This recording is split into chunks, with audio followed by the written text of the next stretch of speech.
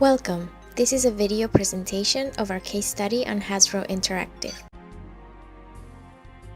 First of all, let's look at the problems associated to the failure of Hasbro Interactive in this case.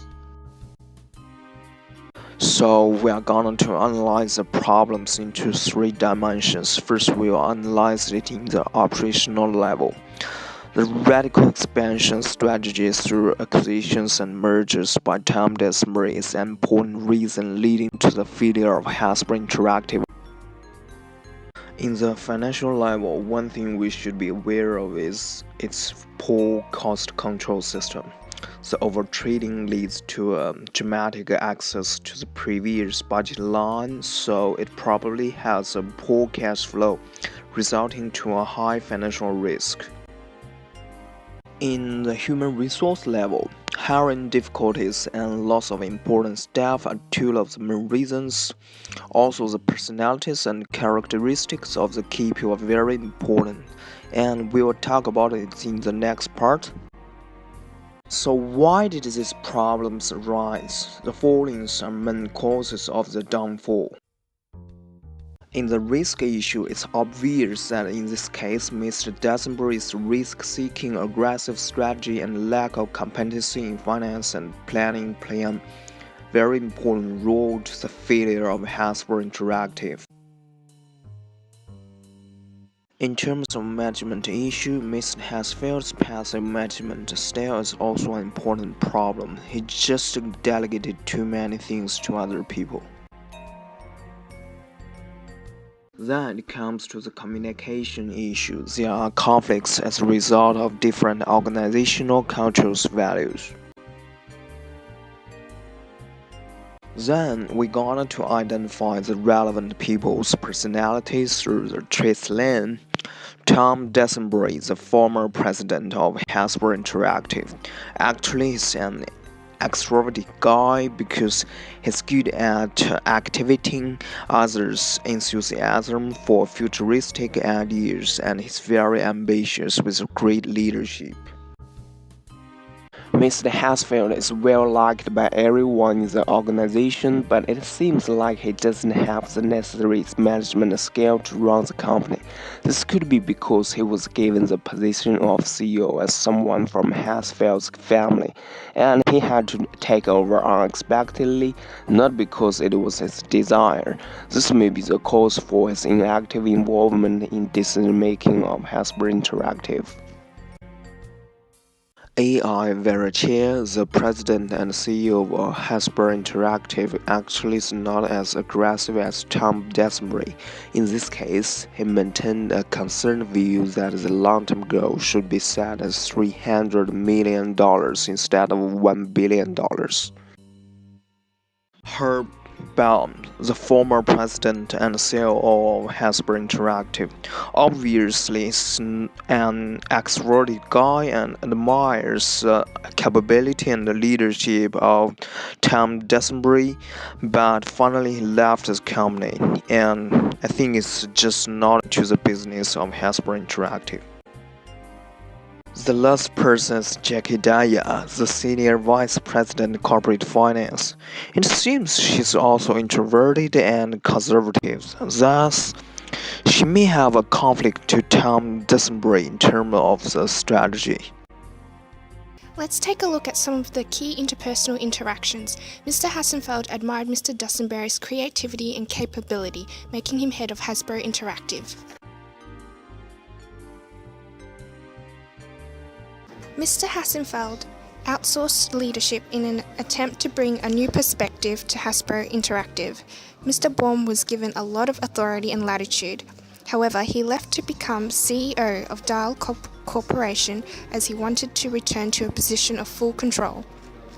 Mr. Hassenfeld regretted his decision in hiring Mr. Baum, stating that Mr. Baum's heart was never in the business.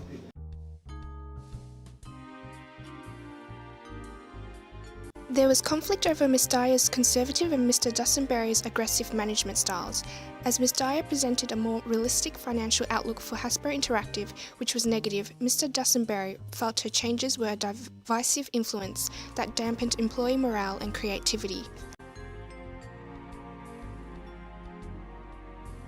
A long-time employee of Hasbro, Mr. Verrecchia was promoted to CEO after Mr. Baum's exit from the company. His dedication and commitment in turning the company around was praised by Mr. Hassenfeld.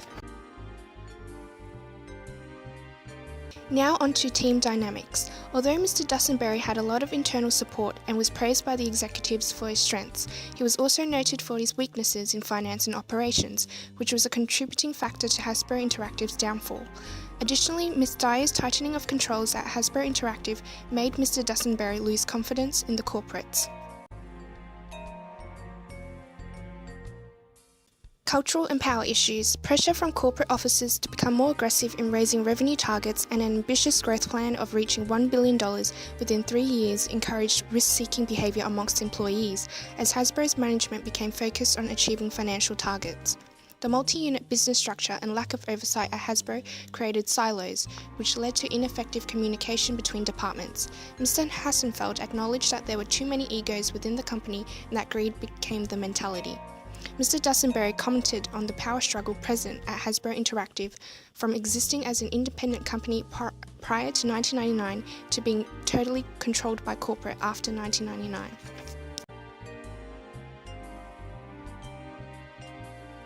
Looking at the decision-making process, we now analyze what information were people using and how were they using it correctly or incorrectly.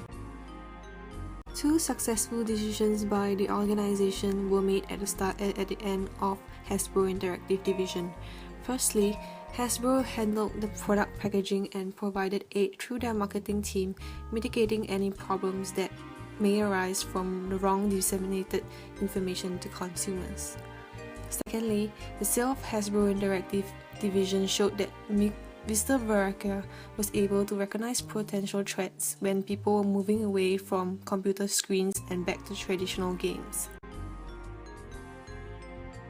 Moving on, we now switch our focus to the incorrectly used information that led to several bad decisions. The first problem was associated with decisions that were fundamentally based on emotions than rationality and strategy.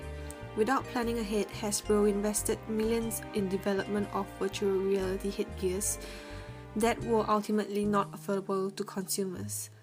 This decision was not made based on concrete information. Further, Hasbro did not anticipate the cannibalization of the traditional products. The second problem was associated with the communication issues due to the organizational structure. Hasbro Interactive division was isolated by its HQ, and the only person communicating to the HQ was Mr. Dusenberry. This was due to their reporting structure. Hasbro Interactive also had an arrogant company culture, as they did not feel the need to consult Hasbro personnel, leading to the lack of insight to brand as well as consumer. The third problem was the propensity to focus on short-term profitability than long-term goals. There was constant pressure by Wall Street as well as to keep up with competitors. The team were constantly on the lookout to increase acquisitions without making informed decisions, leaving Hasbro to exceed its budgets.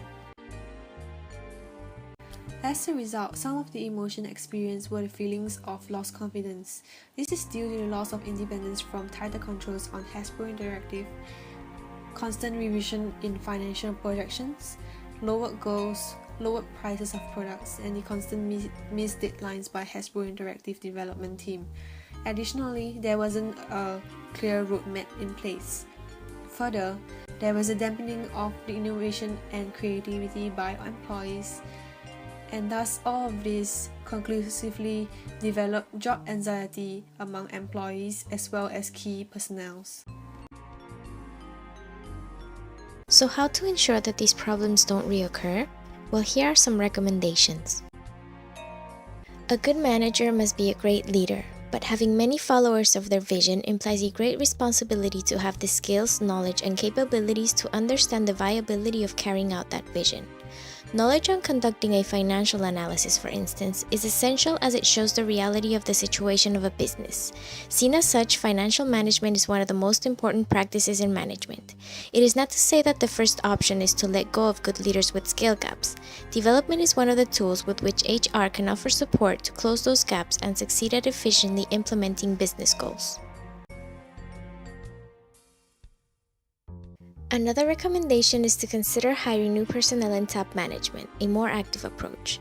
Direction and security is important in situations with uncertainty in order to sustain employee performance.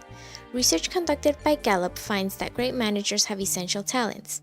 They motivate every single employee to take action, have assertiveness to drive outcomes and the ability to overcome resistance, create a culture of clear accountability, build relationships that create trust, and make decisions that are based on productivity, not politics.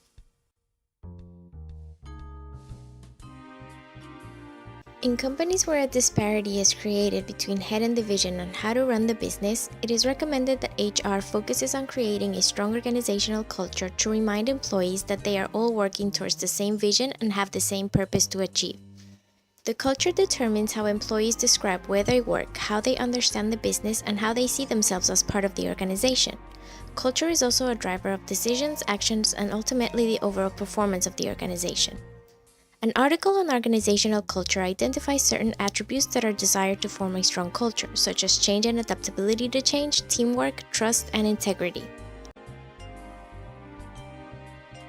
A focus on employee training and development is also recommended, regularly conducting skill assessments to increase employees' experience and knowledge, translating it to higher cooperation and productivity.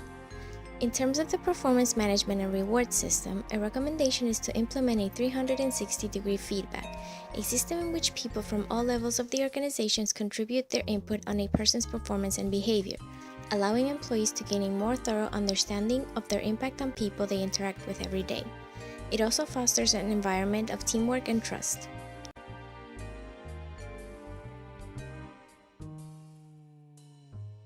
A final recommendation is to increase communication channels. Regular meetings should be held among departments that continually work together in order to discuss implementation of strategies, track progress, and address conflicts. Effective communication in an organization increases productivity, decreases employee turnover, and improves office atmosphere. That concludes our presentation. Thank you for watching.